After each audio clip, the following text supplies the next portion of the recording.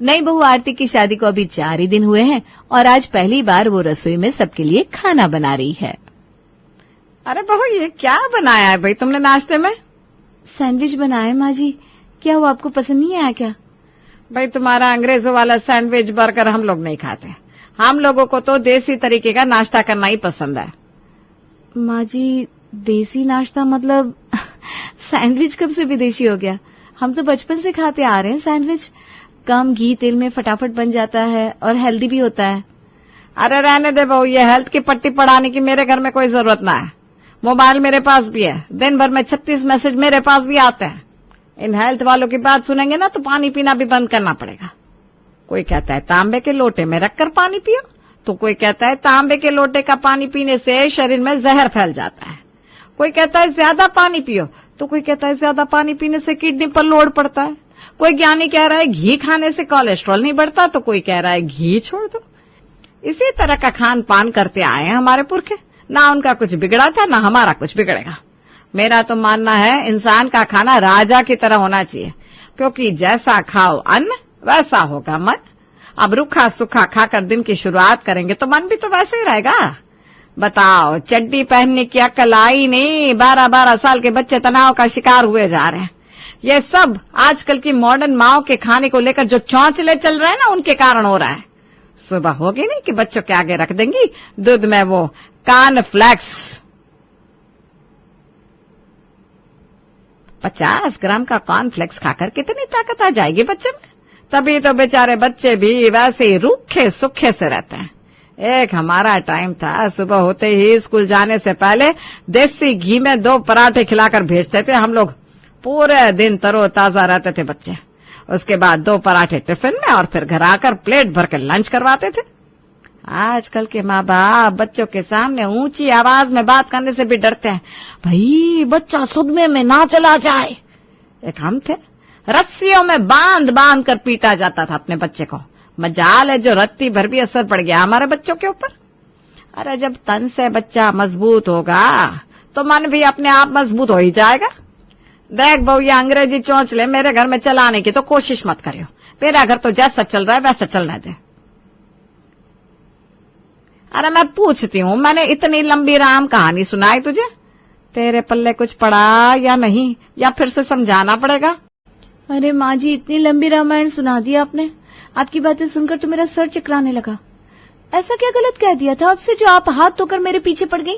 आपने मुझसे पूछा बहू नाश्ते में क्या बना है, और मैंने जवाब में सिर्फ इतना कहा था, माँ जी आज सैंडविच बनाया है। हाँ तो उसी बात का जवाब दिया। देखिए माँ जी, आप अपनी राम कहानी शॉर्ट में बताया कीजिए। सीधा सीधा बोलिए आपको क्या कहना है।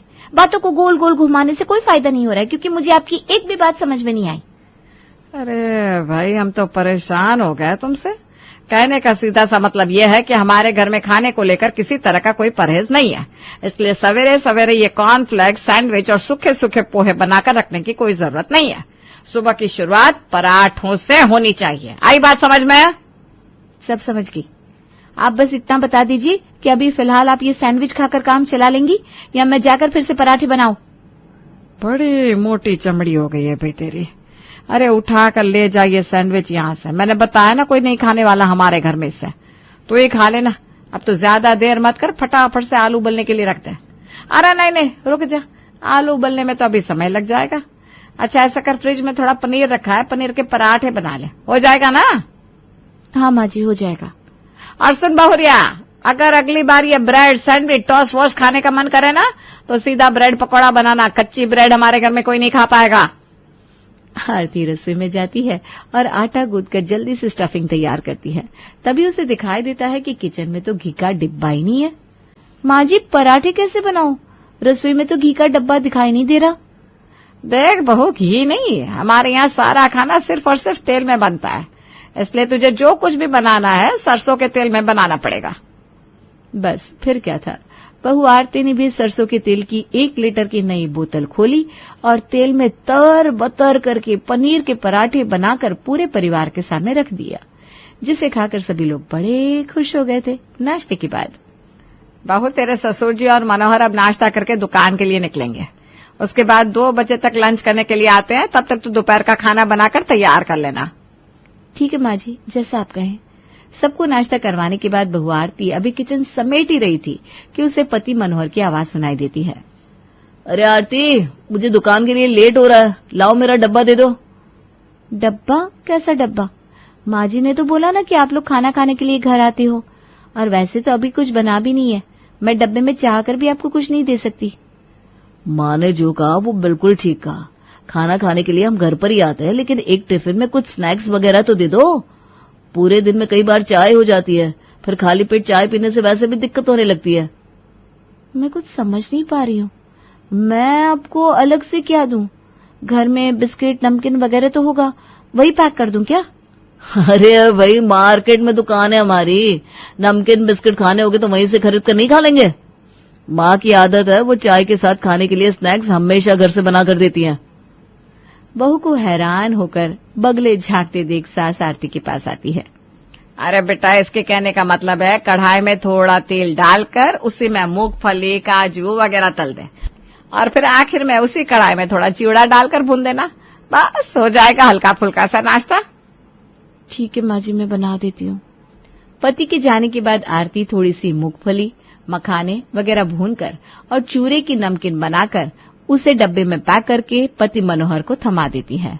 मनोहर के जाने के 2 घंटे बाद सास मंदिर से लौटती है। अरे बहू, 11:30 बज रहे हैं, भाई कुछ खिलाओ, हमारी तो भूख से हालत खराब हो रही है। माँ जी, नाश्ता करके गई थी ना आप? अरे सवेरे 7 बजे जरा सा खाया था, 11:30 बज रहे हैं, भूख तो लगेगी ना। अच्छा ठीक है, मैं आपको चाय के साथ स्नैक्स दे देती हूँ। आरती एक बार फिर रसोई में जाती है और सरसों के तेल में थोड़े मुरमुरे और मूंगफली फ्राई करके ले आती है। अभी तो ये खाकर काम चला लीजिए, उसके बाद थोड़ी देर में लंच बना दूंगी। चल ठीक है। अच्छा सुन, खाने में कुछ अच्छा बनाना भाई, भूख बड़े जोर की लगी है। माँ जी, सब्जी तो मैंने सवेरे ही बना दी थी, अब बस रोटियां बनाना बाकी है। आपको तेज भूख लगी हो तो आप अभी खा लीजिए। अरे नहीं भाई, अपना सुबह का बना टिंडा तुम अपने पास रखो, मेरे लिए तो सब्जी पूरी बनाओ, आलू की सब्जी पूरी और रायता। और हाँ, रायता सरसों के तेल से तड़का लगाकर बनाना। माँ जी, सवेरे पराठे खाए थे आपने और अब पूरी? देख बहू, मैंने तुझे पहले भी समझाया है, खान पान के मामले में मुझे टोका टोकी बिल्कुल बर्दाश्त नहीं है। मैंने पूरी कहा मतलब तू चुपचाप पूरियां बनाएगी। आरती बेचारी चाहकर भी कुछ बोल नहीं पाती और एक बार फिर से उसे सास के लिए सब्जी पुड़ियां बनानी पड़ती है। दोपहर का काम खत्म करके आरती अपने कमरे में कुछ देर आराम करने के लिए चली जाती है। शाम को चाय के समय, आरती बहू, चाय के साथ थोड़ी चिप्स तल लेना, खाली चाय से गैस बनती है और हमें तो बाजार के नमकीन वगैरह कुछ नहीं पाते। तो ऐसा कर, अभी तो चाय के साथ चिप्स बना ला, उसके बाद ना घर में ही थोड़ी बेसन की नमकीन बना लेना। घर का रहता है तो खाने में संकोच नहीं होता। ये बाजार वाले पता नहीं क्या कुछ डालकर बनाते हैं, हमें तो भाई रत्ती भर भरोसा नहीं है उनके ऊपर। सास को चाय पिलाने के बाद बहू आरती सास के बताए अनुसार बेसन की नमकीन बनाने में जुट जाती है। कई घंटों की मेहनत के बाद अंत में नमकीन बनकर तैयार हो गई थी। मैं क्या कह रही थी बहू, अब जब तूने कढ़ाई रखी है ना, तो थोड़ी सी उड़द की दाल के बड़े उतार लेते हैं, मेरे बेटे को बहुत पसंद है, खुश हो जाएगा। माँ जी, ऐसे कैसे बन जाएंगे बड़े? पहले दाल को भिगोना पड़ता है, दाल भीगी कहाँ है, कैसे बनाएंगे? हाँ अच्छा, तो ऐसा कर, उड़द की दाल को छोड़, मूंग की दाल को गर्म पानी करके रख दे, आधे घंटे में बिल्कुल फूल जाएगी, और फिर मूंग की दाल के बड़े बना देंगे। शाम को चाय के साथ वही दे देना उसे। एक काम खत्म नहीं हो पा रहा था कि तब तक आरती की सास उसको एक नया फरमान सुना देती है और इस तरह आरती लग जाती है अगले मिशन की तैयारी में। त्रिपाठी जी के परिवार का लगभग रोज का यही हाल था। खाने पीने के मामले में सास मंदिरा त्रिपाठी किसी तरह की कोताही नहीं बरतती थी। न वो खुद खाने पीने में पीछे रहती, ना ही घर में किसी को कोई परहेज करने देती। कभी पकोड़े, कभी समोसे, कभी ड्राई फ्रूट्स, कभी पूरी, कभी पराठे, तो कभी कचौड़ी। हर दिन घर में कुछ न कुछ तेल में डुबकी लगाता ही रहता, जिसे पूरा त्रिपाठी परिवार बड़े मजे से खाता। 3 महीने बीते और बहू ने तेल का खाली कनस्तर लाकर सास के सामने रख दिया। देख बहू, ससुर के सामने खड़े होकर ना ज्यादा चप्पड़ चप्पड़ जुबान में चला। और मतलब क्या है भाई तुम लोगों का? ये पूरी पराठा कचौड़ी में अकेले खा रही हूँ क्या? 4 दिन सादा खाना बनाकर थाली में रखा ना, तो ये तुम्हारे ससुर जी जो आज बहुत खर्च का झंडा उठाकर खड़ा है ना, यही सबसे पहले थाली सरकाएंगे। पापा ऐसा करते हैं। बात तो आरती और माँ की ठीक ही है, हम लोगों को भी आदत हो गई है ना, पूड़ी कचौड़ी ना खाए तो हमारे लिए जैसे हमारा खाना कंप्लीट ही नहीं होता। ऐसा करते हैं, आरती को रसोई के लिए एयर फ्रायर और माइक्रोवेव ला कर देते हैं, उसमें कम तेल में बढ़िया खाना बनकर तैयार हो जाएगा। ठीक है, ये भी अच्छा आइडिया है। अगले दिन तक घर पर ओवन और एयर फ्रायर आ चुका था। सुनती हो, अब नए एयर फ्रायर की खुशी में समोसे तो बना लो, मजा आ जाएगा। ठीक है, अभी बनाती हूँ। कुछ देर बाद आरती एयर फ्रायर में बने कुरकुरे समोसे लाकर सबके सामने रखती है। बुरा मत मानना बहू, लेकिन ये कोई समोसा है? इसे खाकर तो इंसान समोसे का स्वाद ही भूल जाए। खस्ता तो कहीं से नहीं लग रहा, बस ऐसा लग रहा है जबरदस्ती आंच पर सेक कर ले आई हो। अरे बाबूजी, ऐसा मत कहिए। तेल बचाने के चक्कर में मैंने कितने जतन से एयर फ्रायर में ये समोसे बनाए, और ये फ्रायर बस कहने को तो आसान है। अरे 10 बार खोल खोल कर चेक किया मैंने, हुए कि नहीं। थोड़ा पहले निकाला तो कच्चे लग रहे थे, थोड़ा देर और छोड़ दिया तो इतने सख्त हो गए। ले, इससे तो अच्छा कढ़ाई में तेल गरम करो और फटाफट एक साथ सारे समोसे डाल दो और 5 मिनट में निकाल लो बाहर, हो गए समोसे तैयार। भगवान, हम यहाँ कोशिश कर रहे हैं कि किसी तरह बहू की तेल इस्तेमाल करने की आदत छूट जाए, और तुम हो कि लगी हो आग में घी डालने पर। सलाह देनी है तो ऐसी दो कि कम से कम तेल में कैसे पूरी पकवान बन जाए, या फिर एयर फ्रायर किस तरह से इस्तेमाल किया जाए कि बहू को दिक्कत भी ना हो और बिना तेल का खाना भी बन जाए। लेकिन नहीं, तुम तो जब भी बात करोगी उल्टी ही करोगी। अरे मैं कहाँ से बताऊंगी ये नए जमाने की मशीन कैसे इस्तेमाल करनी है? हमारे जमाने में कौन से फायर होते थे? हमने तो कढ़ाई में तेल डालकर ही तलकर बनाया है सब। कोई बात नहीं बाबूजी, मैं एक बार और ट्राई करूंगी। हो सकता है पहली बार इस्तेमाल किया है इसलिए समोसे अच्छे ना बने हो। आपको पता है, इस एयर फ्रायर में बिना तेल की पूरियां भी बन सकती है। अब बहू, जब तुमने पूरियों का नाम ले लिया है ना, तो फटाफट अपने माइक्रोवेव में बिना तेल की सब्जी बनाओ और फिर एयर फ्रायर में बिना तेल की पूरियां बना कर लाओ। हम भी तो देखा तुम्हारी नए जमाने की मशीनों का कमाल।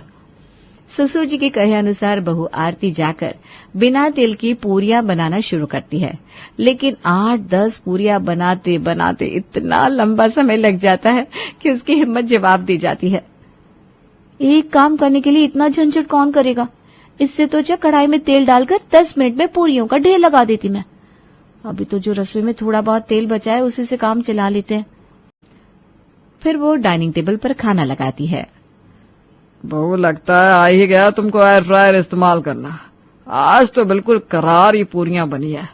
कौन कहेगा कि तेल में तलकर नहीं बल्कि एयर फ्रायर में बनी है? तेल में तलकर ही बनी है, इसीलिए ऐसी दिख रही है। और बहुत शौक है ना जी आपको ये ओवन में बिना तेल की सब्जी बनाने का, तो ये लीजिए, खाइए सब्जी और फिर खाकर बताइए मेरे हाथ की सब्जी में स्वाद था या इन मशीनों में बनी हुई सब्जियों में। आरती, कैसे बदरंग सी सब्जी बनाकर रख दी तुमने। सब्जी के ऊपर तेल की पतली सी लेयर जमा ना हो तो सब्जी सब्जी नहीं लगती। तुम्हारी सब्जी में ना रंग है ना स्वाद। अरे भाई, ऐसी सब्जी बनाओगी तो अपने आप ही भूख मर जाएगी। तेल बचाने के चक्कर में ऐसा बेस्वाद खाना मैं नहीं खा पाऊंगा। किसी ने भी मन से खाना नहीं खाया था और बारी बारी से सभी लोग आधा अधूरा खाना खाकर उठ गए थे। शाम को चाय के समय आरती कुछ मूंगफली और काजू बादाम एयर फ्रायर में रोस्ट करने के लिए रख देती है और उसके बाद सबको चाय के साथ खाने के लिए देती है। बहू, हमसे तो ये सूखी मूंगफली और ऐसे ड्राई फ्रूट नहीं खाया जा रहे। ऐसा कर, हटा दे यहाँ से, मुझे तो बिल्कुल भी पसंद नहीं है। बहू आरती हर रोज एयर फ्रायर और माइक्रोवेव की मदद से कुछ न कुछ नया बनाने की कोशिश करती, लेकिन परिवार में किसी की भी जुबान पर बिना तेल वाले खाने का स्वाद चढ़ ही नहीं रहा था। एक दिन पड़ोसन शिप्रा के साथ बैठी सास बात कर रही थी, तभी बहू आरती चाय की ट्रे लेकर वहां आती है। अरे बहन, क्या बता रही हो? अब चौराहे के सामने आज भंडारा लगने वाला है। बहुत अच्छा किया जो बता दिया। बहू तो किसी काम की बची नहीं, हम तो वहीं जाकर पूरी सब्जी खा लेंगे।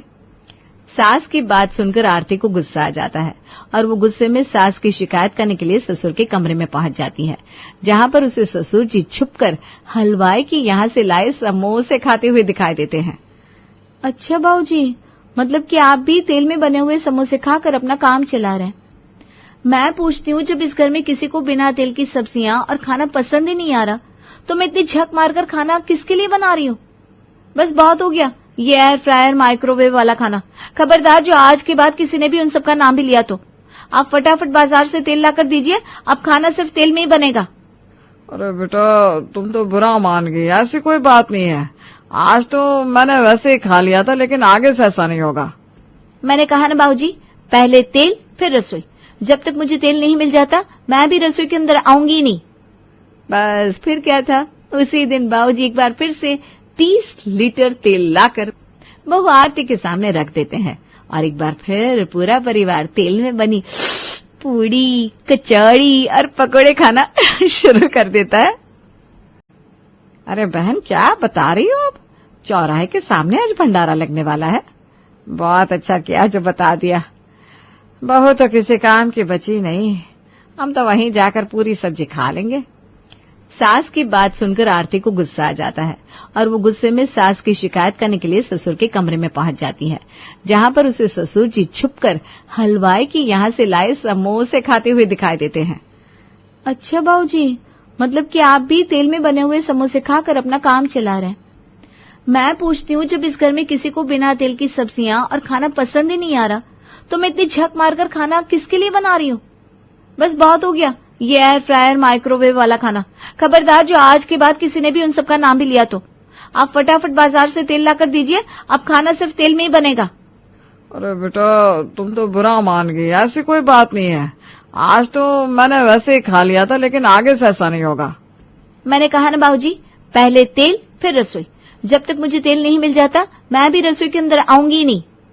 बस फिर क्या था, उसी दिन बाबूजी एक बार फिर से 30 लीटर तेल लाकर बहू आरती के सामने रख देते हैं और एक बार फिर पूरा परिवार तेल में बनी पूड़ी, कचौड़ी और पकोड़े खाना शुरू कर देता है।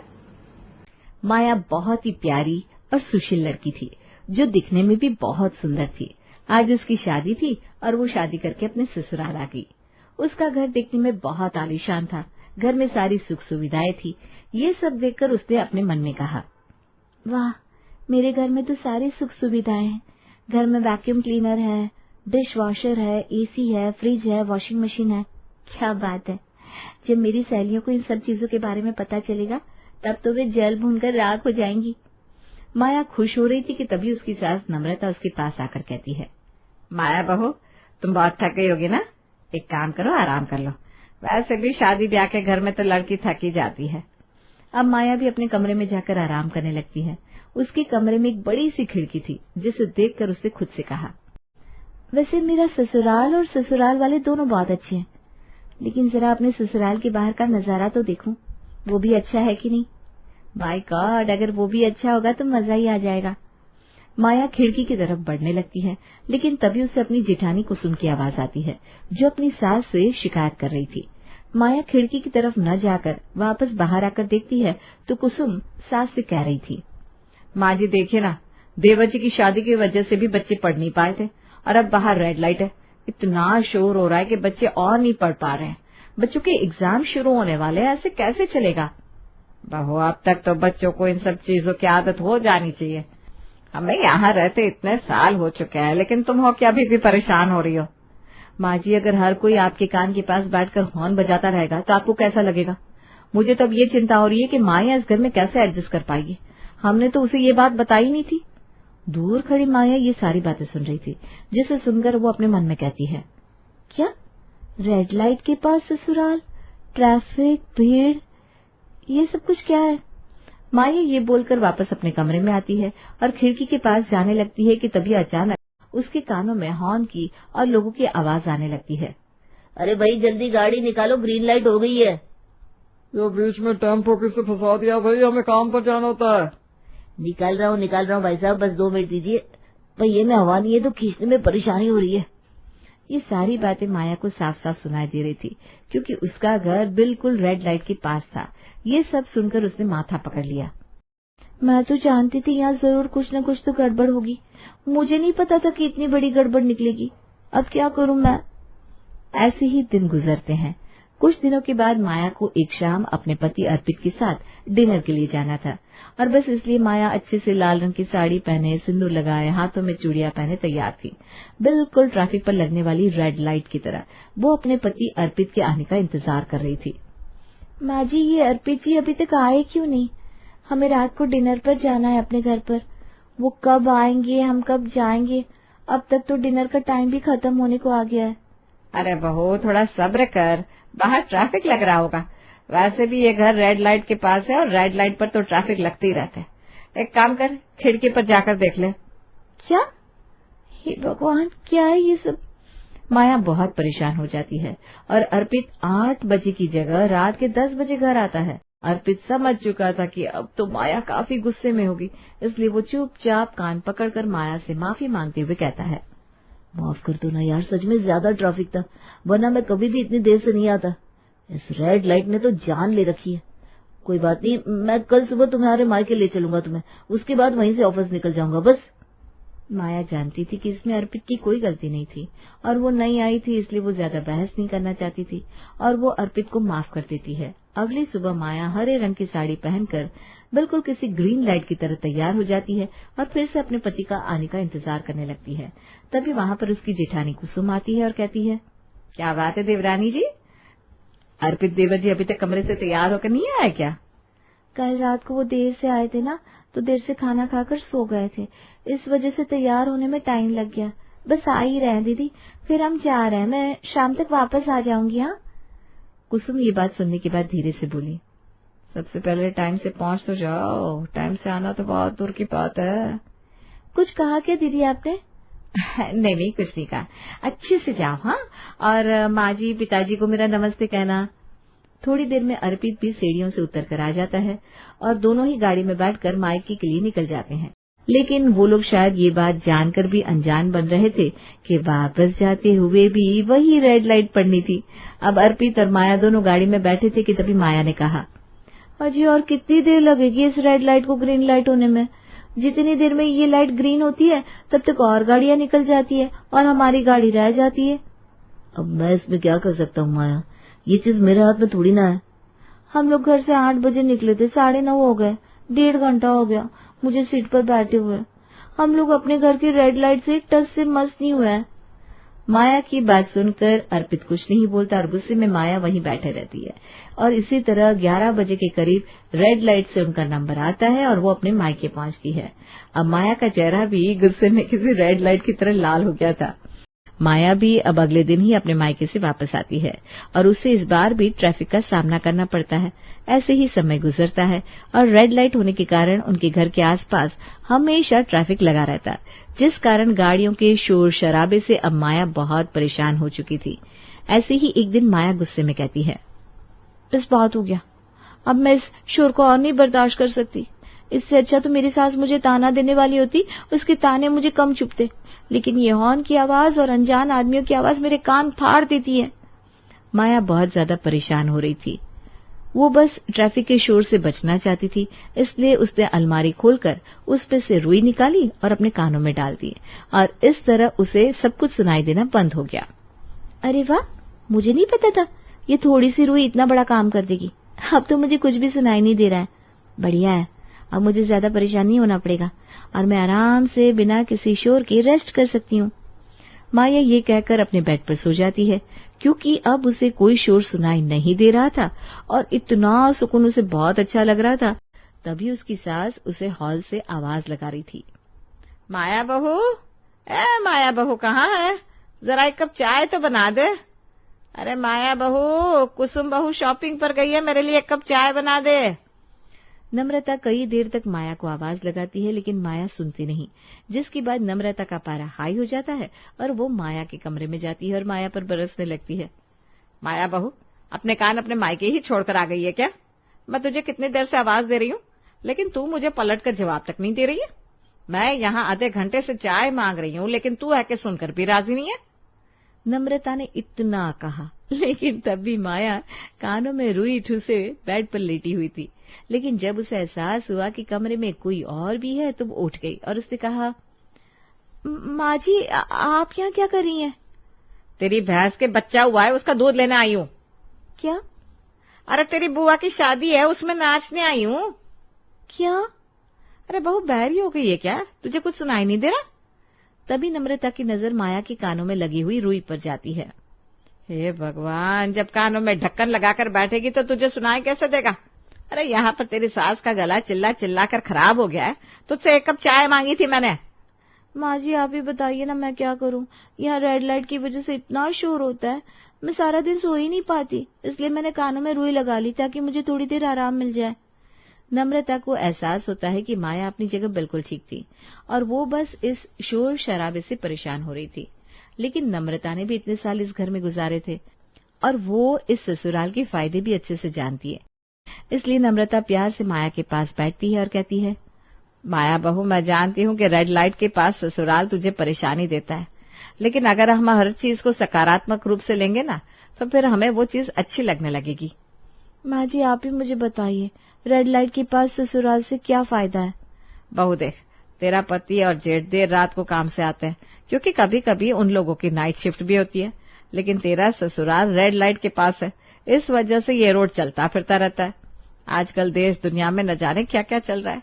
अगर तेरा ससुराल किसी शांत जगह होता तो भगवान न करे वहां कोई कांड हो जाता तो। अरे बहू, तेरा ससुराल रेड लाइट पर है, मैं मानती हूँ, यहाँ शोर शराबा भी ज्यादा है, लेकिन यहाँ हर वक्त पुलिस की पीसीआर चलती रहती है, यहाँ कोई कांड नहीं होता। माँ जी आपकी ये बात तो बिल्कुल ठीक है, यहाँ पर रात के 2 बजे भी बहुत चहल पहल होती है। बिल्कुल ठीक है बहू, तुझे इस घर में आए कई दिन हो गए, लेकिन मैंने तो यहाँ अपनी उम्र गुजार दी। रेड लाइट पर ससुराल होने से हमें बहुत फायदे हैं। जैसे हमारे घर कोई रिश्तेदार आकर ज्यादा देर रुकता नहीं, क्योंकि ट्रैफिक की वजह से लोग यहाँ आना पसंद नहीं करते। हाँ माँ जी, ये बात तो मैंने सोची ही नहीं। बहू, कई घरों में तो रिश्तेदार अगर एक बार आ जाए ना तो जाने का नाम नहीं लेते। तू तो खुशकिस्मत है कि तुझे ऐसा ससुराल मिला जहाँ पर इन सब चीजों का झंझट ही नहीं है। माँ जी आपकी बात बिल्कुल ठीक है, मुझे माफ कर दीजिए, मैंने ये बात समझने की कोशिश ही नहीं की। और सही बात है कि यहाँ पर हमें कई तरह के फायदे भी तो है। रेड लाइट की वजह से यहाँ पर लोग तरह तरह का सामान बेचने के लिए आते हैं, जो कि हमें सस्ते दाम पर मिल जाता है। बहू, इसीलिए किसी भी चीज को हमेशा गलत नजर से नहीं देखते। नम्रता ये बोलकर चली जाती है और माया को ये बात बिल्कुल ठीक लगती है। उसके बाद माया जाकर अपनी सास के लिए चाय बनाने लगती है और जैसे ही वो खिड़की खोलती है तभी उसे पोल्यूशन यानी कि धुआं आने लगता है और उसने खुद से कहा, ये भगवान, इस धुएं का क्या करूं? ये पोल्यूशन तो शरीर के लिए बिल्कुल भी अच्छा नहीं है ना, इसके लिए भी तो कोई सोल्यूशन होना चाहिए। हर चीज में पॉजिटिव कैसे सोच सकती हूँ मैं? माया ये बोलकर तुरंत ही अदरक वाली और लौंग डालकर चाय बनाकर अपनी सास नम्रता के लिए लेकर आती है और नम्रता को पीने के लिए देती है।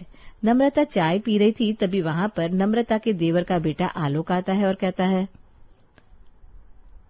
नमस्ते चाची जी, कैसी हो आप? घर में सब कुछ कुशल मंगल तो है ना? अरे बेटा, बहुत समय बाद आना हुआ तेरा, और तू शादी में भी नहीं आया। क्या करूं माँ जी, समय ही नहीं मिलता। ऑफिस का बॉस तो मेरा खून चूस कर रखता है, इसलिए मुझे टाइम ही नहीं मिल पाया। कोई बात नहीं, फिर कोई फंक्शन करोगे तो जरूर आऊंगा, लेकिन एक शर्त है। शर्त? कैसी शर्त? तू छोटा होकर अब बड़ों को शर्त बताएगा क्या? आपको वो फंक्शन कहीं दूर करना होगा। ये रेड लाइट के आसपास कोई बैंक्वेट बुक किया तो मैं नहीं आऊंगा भी। ये सुनकर सब लोग हंस पड़ते हैं, जिसके बाद माया ने आलोक से कहा, आप बैठिए ना देवर जी, मैं अभी आपके लिए चाय और नाश्ता लेकर आती हूँ।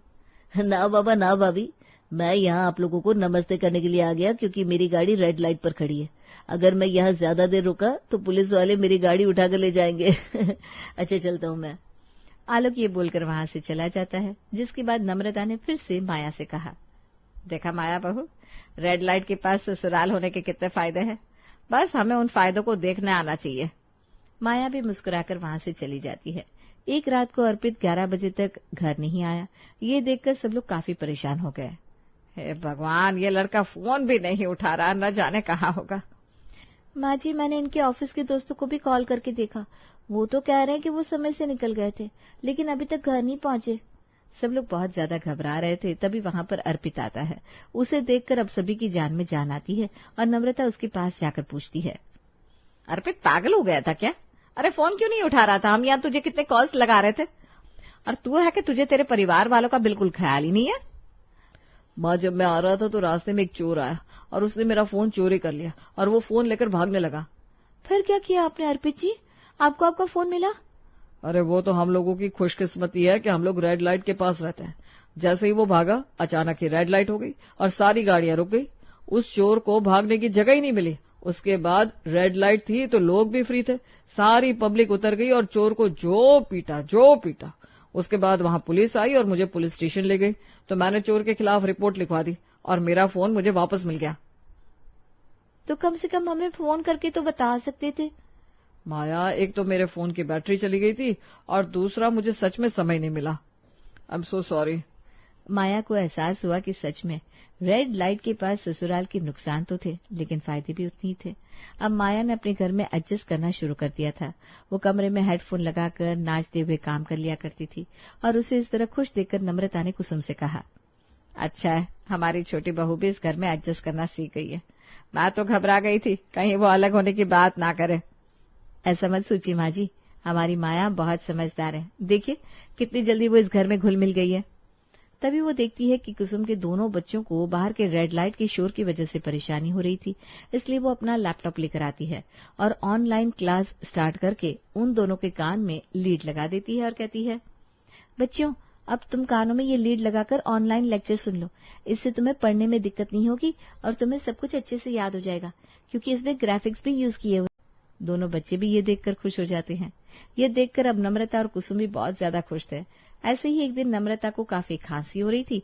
तभी माया उसके लिए पानी लेकर आई और बोली, ये क्या माँ जी, आपको तो बहुत खांसी हो रही है। अरे बहू,